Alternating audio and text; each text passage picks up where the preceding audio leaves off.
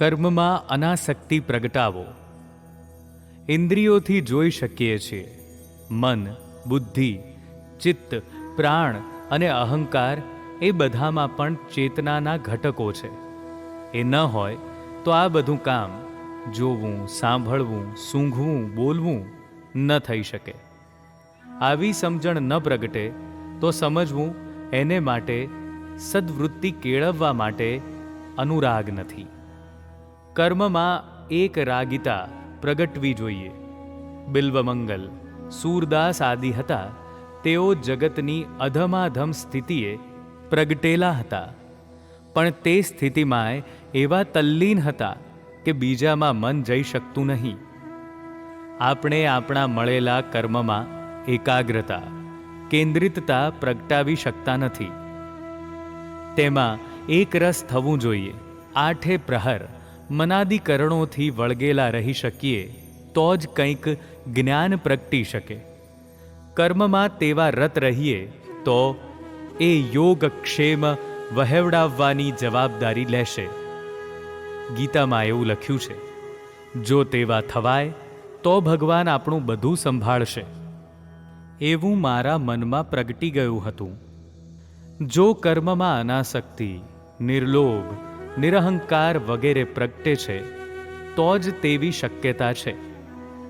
તો નરસિંહ મહેતાને હાથોહાથ હાર આપવા જેવું પણ બને છે. મારા જીવનમાં પણ એવા પ્રસંગો બનેલા છે. જે બધું થયું છે તે ગુફામાં બેસીને નથી કર્યું. તેના જીવતા સાક્ષીઓ છે. મારા એક યુવાન મિત્ર પરદેશ ગયા. સ્ટીમરમાં મારા મિત્રો ઉપર જીવન સંશોધનના પત્રો લખેલા. તે તેમણે વાંચ્યા. તેમને તેમાં રસ પડ્યો. તેઓ ત્યાર પછીના પત્રોની બીજી ચોપડી બહાર પાડે છે. જો ભગવાનનું રટણ આકર્ષણ એક ધારું ચાલ્યા કરે તો યોગક્ષેમ ચલાવે તેવો દ્રઢ વિશ્વાસ છે. ધ્રુવને આપ્યું અવિચળ રાજ, પોતાનો કરી થાપ્યો રે. ધ્રુવ એટલે નિશ્ચલ ગતિ,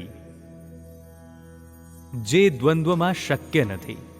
દ્વંદ્વમાં કોન્ટ્રાડિક્શન ઓફ લાઈફ, વિરોધાભાસી સામસામા પાસાઓ હોય છે. કેટલાક જીવો જ્ઞાનની વાતો કરે છે. સંબંધ ન હોય તો એ બધી વાતો હું સાંભળી લઉં છું. જ્યારે તેવા જીવની સાથે નિકટનો સંબંધ થાય ત્યારે કહું કે આ વાતો ગળે ઉતરતી નથી. તે અંગેના જે લક્ષણો પ્રગટવા જોઈએ તે દેખાતા નથી. દ્વંદ્વાતીત, ગુણાતીત સ્થિતિ પ્રગટી નથી ત્યાં સુધી જ્ઞાનની વાતો કરવી એ તો ગપ્પા છે. ગુરુ મહારાજે કહ્યું છે કે નિકટનો સંબંધ હોય તો સાચી વાત કહેવી.